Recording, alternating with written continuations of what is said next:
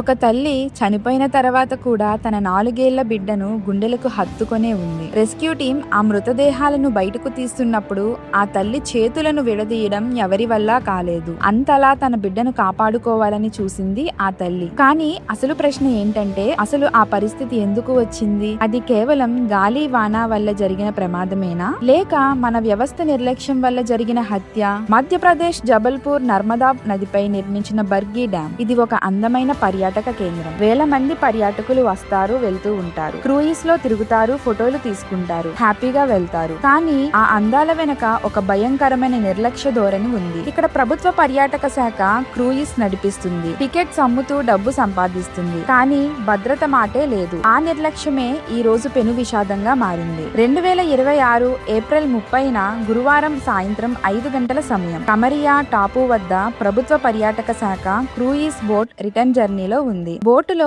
అధికారికంగా 29 మంది మాత్రమే ఎక్కాలి, కానీ ఆదాయం కోసం 50 నుండి 60 మందిని ఎక్కించారు. అదే సమయంలో వాతావరణం మారింది. వాతావరణ శాఖ గాలివాన హెచ్చరిక ఇచ్చింది, కానీ క్రూయిస్ పర్మిషన్ రద్దు చేయలేదు. అధికారులు పట్టించుకోలేదు. ఢిల్లీ నుంచి ప్రదీప్ కుమార్ తన భార్య కొడుకుతో కలిసి విహారయాత్రకు వచ్చారు. హఠాత్తుగా గంటకు 74 కిలోమీటర్ల వేగంతో తుఫాను వచ్చింది. నర్మదా రిజర్వాయర్ అల్లకల్లోలమైంది. ప్రయాణికులు అరిచారు, పిల్లలు ఏడ్చారు, కానీ లైఫ్ జాకెట్స్ ఎక్కడ ఉన్నాయో ఎవరికీ తెలియదు. సిబ్బంది ఎవరూ చెప్పలేదు. అప్పుడు ఢిల్లీ నుండి వచ్చిన ఒక పర్యాటకుడు ప్రదీప్ కుమార్ స్వయంగా బోట్ స్టోర్ రూమ్ లోకి వెళ్ళాడు. లైఫ్ జాకెట్స్ తీశాడు, అందరికీ పంచాడు. దీన్ని వేసుకోండి అని అరిచాడు. సిబ్బంది చేయాల్సిన పని ఒక పర్యాటకుడు చేశాడు. ఆ పర్యాటకుడు తన భార్యను మరియు 4 ఏళ్ల కుమారుడిని కోల్పోయాడు. తీవ్రమైన అలల తాకిడి వలన బోట్ గ్లాస్ పగిలి కేవలం నిమిషాల వ్యవధిలోనే బోట్ మునిగిపోయింది. ఒక తల్లి తన 4 సంవత్సరాల బిడ్డను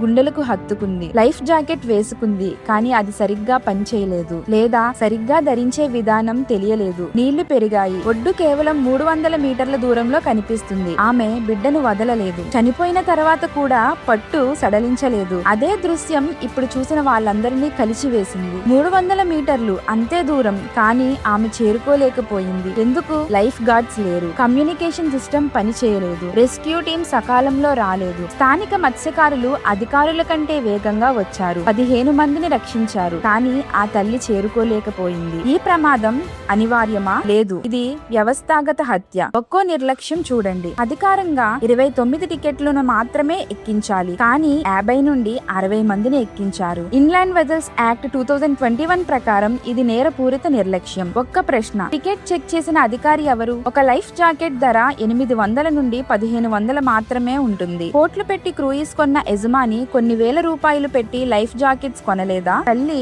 బిడ్డతో ఒకే జాకెట్ వేసుకుంది, ఎందుకంటే వేరే లైఫ్ జాకెట్ లేదు. 60 మంది పర్యాటకులకు కేవలం ఒక డ్రైవర్ మరియు ఒక అసిస్టెంట్ మాత్రమే ఉన్నారు. ఆ సమయంలో లైఫ్ జాకెట్స్ ఎక్కడ ఉన్నాయో సిబ్బందికి కూడా చెప్పలేదు. ఒక పర్యాటకుడు వెతికి పంచాడు. ఇది సిస్టమ్ వైఫల్యం కాదా? వాతావరణ శాఖ ముందే హెచ్చరిక ఇచ్చినా, గాలివాన వస్తుందని ముందే గమనించినా క్రూయిస్ ని నీటిలోకి ఎందుకు పంపారు? ఆ రోజు ఆదాయం పోతుందని భయమా? ఈ క్రూయిస్ కి ఫిట్నెస్ సర్టిఫికెట్ ఎవరు ఇచ్చారు? సేఫ్టీ ఆడిట్ జరిగిందా? అసలు లైఫ్ గార్డ్స్ తప్పనిసరి కదా, వారు ఎక్కడ? ఈ సర్టిఫికెట్ ఇచ్చిన అధికారిని ఎందుకు అడగడం లేదు? ప్రమాదం జరిగినప్పుడు ఒడ్డున ఉన్న కంట్రోల్ రూమ్ కి సమాచారం అందలేదు. వైర్లెస్ సిస్టమ్ పనిచేయలేదు. 300 మీటర్ల దూరంలో అయినా సమాచారం చేరుకోలేదు. ఇందులో ఒక్కటి పరిష్కరించిన 9 మంది చనిపోయేవారు కాదు, కానీ 6 నిర్లక్ష్యాలు ఒకేసారి జరిగాయి. ఇది యాక్సిడెంట్ కాదు, ఇది మర్డర్. ఢిల్లీ నుంచి తన భార్యను కొడుకుతో కలిసి విహారయాత్రకు వచ్చిన ప్రదీప్ కుమార్ లైఫ్ జాకెట్స్ పంచి దురదృష్టవశాత్తు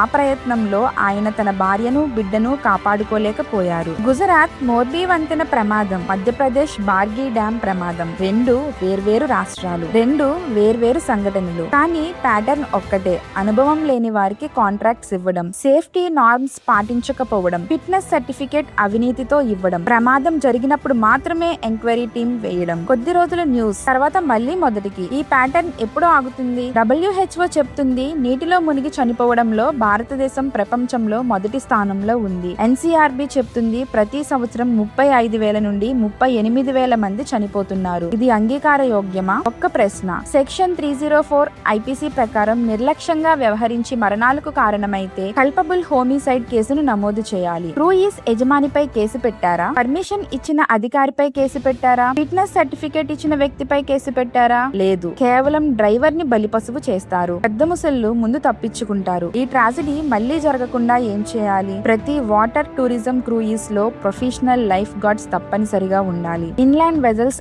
యాక్ట్ 2021 ని కఠినంగా అమలు చేయాలి. ఒక్కో టికెట్ కి ఒక్కో లైఫ్ జాకెట్. వాతావరణ హెచ్చరిక వచ్చినప్పుడు క్రూయిజ్ వెంటనే ఆపాలి. ఆదాయం కంటే ప్రాణాలు ముఖ్యం. SDRF ఆర్ NDRF టీమ్స్ అన్ని వాటర్ టూరిజం ప్రాంతాల్లో 24/7 సిద్ధంగా ఉండాలి. ఫిట్నెస్ సర్టిఫికేట్ లో అవినీతి జరిగితే కఠినమైన శిక్ష ఉండాలి. సెక్షన్ 304 IPC కింద క్రూయిజ్ యాజమానిని ప్లస్ పర్మిషన్ ఇచ్చిన అధికారిపై కేసు నమోదు చేయాలి. మీరు తర్వాత వాటర్ టూరిజం కి వెళ్ళినప్పుడు లైఫ్ జాకెట్స్ ఉన్నాయా? లైఫ్ గార్డ్స్ ఉన్నారా? వాతావరణం సురక్షితంగా ఉందా అని అడగండి. మీరు అడగకపోతే వ్యవస్థ జవాబు ఇవ్వదు. మీ ప్రాణం మీరే కాపాడుకోండి. ఈ వ్యవస్థ మీకోసం వేచి ఉండదు. మీకు గనక ఈ వీడియో నచ్చినట్టయితే లైక్ చేయండి, షేర్ చేయండి, సబ్స్క్రైబ్ చేయండి. మీ అభిప్రాయం ఏమిటో కామెంట్ చేయండి.